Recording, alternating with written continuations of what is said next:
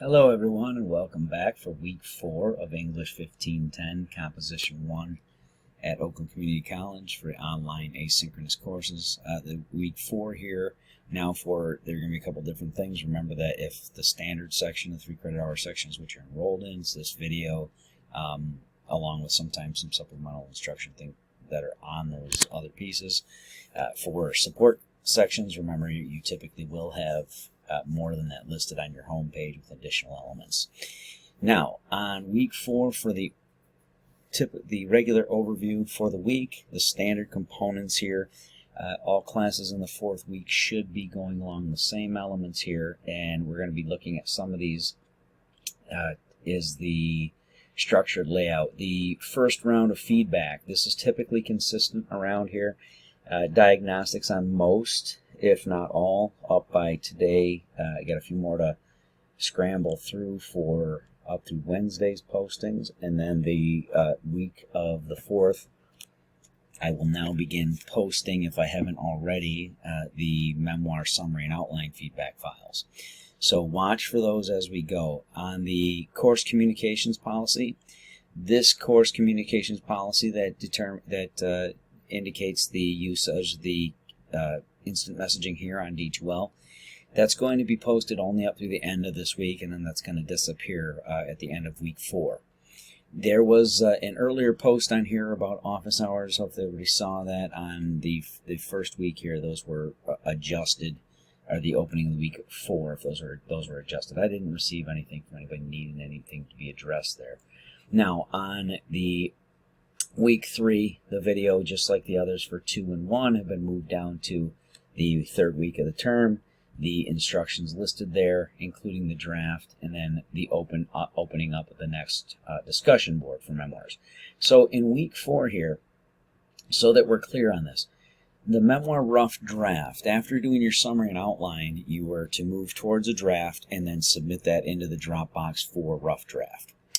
The memoir rough draft that everyone submitted here went into this Dropbox, and that file itself is for me to review for layout, word count, MLA format, things of that nature, making sure the content's looking like it's in the correct order. I'm not going line by line through these to any degree. Please remember that this is Comp 1. We are trying to do our best to make sure that a standard 3 credit hour Comp 1 is focused on the compositional techniques, but students are supposed to be coming to the table with the basic skill sets intact. If you do self-guided placement and you took the course as a 3 credit hour standalone, particularly in online only, it's expected that you know how to do those things. So on the summary outline that you submitted, I've reviewed a little bit over half of those for my online classes so far, so as I said, I'll begin posting the rest of those. This is the file that everyone was supposed to complete as the template in total. I had a couple of students who, like with the diagnostics, still went ahead and wrote out something of a draft. That was not the assignment, folks. That was the overview video prior detailed that, as do the instructions here and the samples that were given. There is a student sample essay that was included. Pretty clear that some students didn't follow some of those elements, but remember, this template is what was to be completed for this class. This was to be completed and removing of all the sample statements. So I'm going to leave that at that for now, but just so we're very clear on this, when it comes to the feedback files for all students now, you will be getting a full feedback file for the summary outline as you did for diagnostic with the tutoring recommendations on those. The summary and outline piece here, this is going to be getting feedback like that. And for some of you, I will point out some elements if there are major distractions at the sentence level on there. But again, the tutoring recommendation made on the diagnostic is to address any of those that may have fallen through the cracks on that during your guided self-placement, but it still does not remove the student responsibility from having to address those things on their own. We do not make it a below comp level 1 situation in the classes where the instructors and professors of the course then go through and mark line by line for run-ons and comma splices and fragments and wording issues, spelling issues, those elements. You will be marked down and points will be taken away if those things are not correct and the paper itself or submissions themselves are not readable. Those are things that if through guided self-placement, we're expecting that you are selecting the course that's correct for you, and you're indicating that, one, you know your way around an online course because you've already taken the online readiness and you've gone through guided self-placement, and two, you also know enough at the skill set level of the sentences, composition, and elements of written communication that you're not in need of remediation. Otherwise, we would expect that you sign up for a 1510E or a 1510S that includes support, which is why I take the step of making a recommendation regarding additional tutoring if I see the need for it in diagnostics. I can't do much beyond that as the term goes along. There's not enough time in the term to also be going through and doing grammar, mechanics, style, punctuation. If you need those additional things, you're going to have to utilize that tutoring. So on the rough draft, as I said, those were submitted, should have been submitted prior to this launch of this overview video. And those will be marked for credit. The credit base on there, again, is going to be based on, does this submission that you gave me meet the word count and layout? Does it have the elements that are asked for here on the page? Is it representative of the assignment itself? Does it have the correct type of intro? Those types of elements there.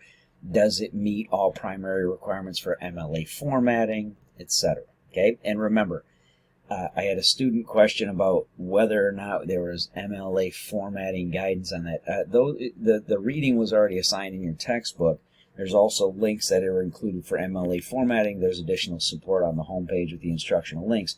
But in your reading that was assigned in the textbook, you have an entire chapter you were assigned to read on those. And it included pictures of MLA formatted documents, and it included a picture of a works cited page. So let's make sure that we have done those readings. Don't show your hand that you haven't done the reading by asking about MLA formatting when that already was covered in a couple of different areas in assignment drop boxes and in instructional links and in reading. Okay. Yes, it is something that's required for the course, and more importantly, it's already been covered in reading and other instruction. So, with that, once those MLA form or those rough drafts of memoirs are into me, and I have the time to review those after the summary outlines. The summary outlines are what I'm going to be putting my primary feedback on. I'm going to be going through those in great detail and saying whether or not the elements work as they are. For the grading, the memoir review that we are now in for the discussion board, we have a couple of different elements here. One, when you see my grade posted for your rough draft, there's the general grading rubric here if you need to know more about at the writing level what things you need to address more of. The slides they're covered in the memoir drop boxes. The slides for those are here. But for consideration, I have a quick one to go over with you guys today for your discussion board reviews. Here are some things that you're going to be looking for on the review of a classmate's piece, and then some elements here that might help you also with your own ending conclusions of the different adages, aphorisms, and parables that you might find example-wise to be helpful. So again, watch for the memoir summary outline feedback. If there are elements there that I see that need to be adjusted this week or next, I will make comment on those there and post that with your grade and feedback file. Most of you, about a third of the students in the online only already have those, including some audio files on several of them. Okay. Now, if I go through on this and we look through discussion boards, the discussion board on these, everybody has to do the same thing of posting by this evening into the discussion board too for the memoir. You're going to post, and then once you've posted, everyone has until later in the week to then go through and review a classmate's by Thursday.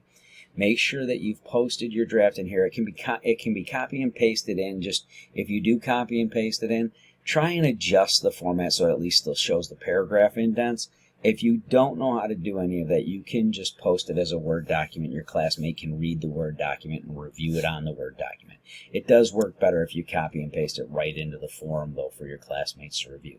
Try and make sure everybody reviews a different one. Don't go to somebody who already has 1 or 2 reviews on theirs.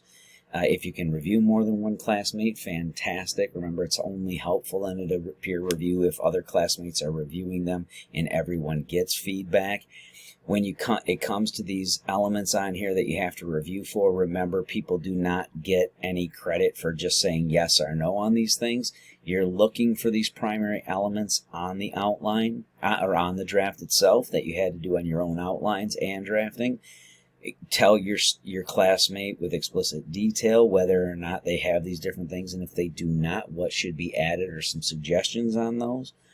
And then when we're looking through, as I said, we got a few different things here, and if we're going to go on these, if we go through these, we have a couple of different things, memoir basics for consideration on this. Now, when you're going through the review of your classmates, remember, the story told in each memoir should hinge around one crucial element, the complication. Complication must be the very last sentence or sentences of body paragraph 1.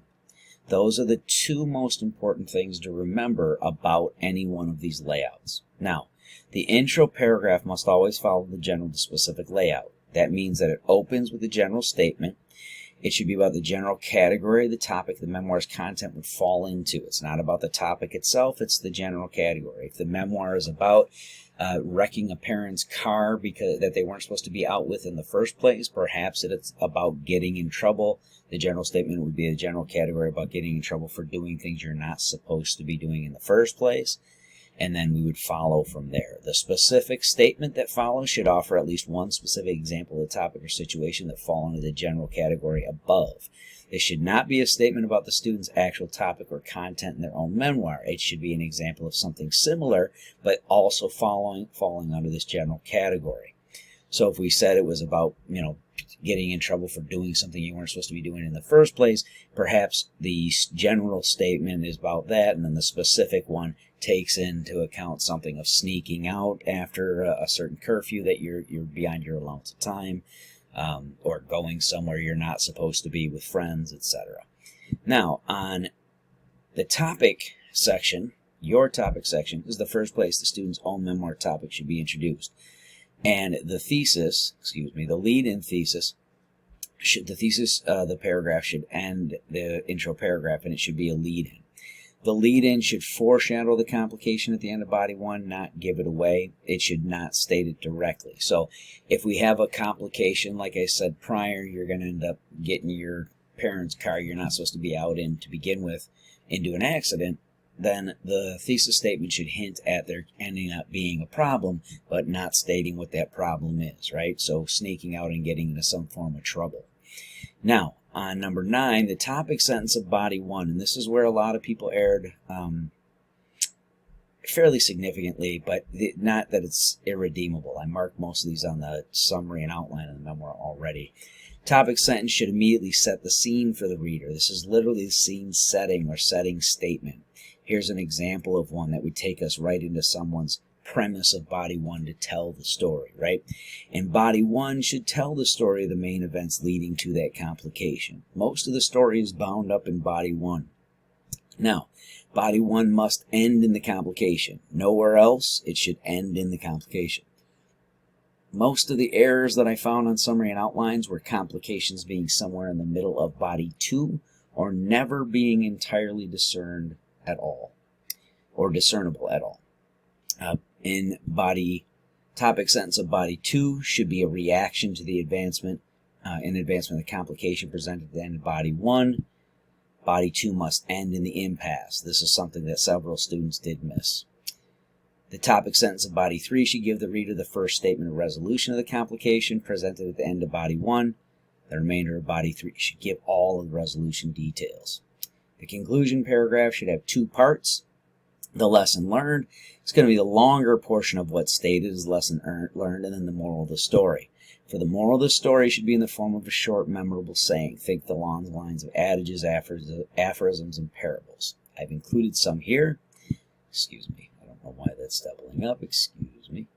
And then examples of adages, aphorisms, and parables. We have a rolling stone gathers no moss. A tree is known by its fruit. Blood is thicker than water. Clothes make the man.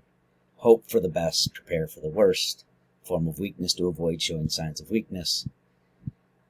Many hands make light work. People who live in glass houses. The ultimate freedom lies in not having to explain why. There's no such thing as a free lunch. Try to avoid. And when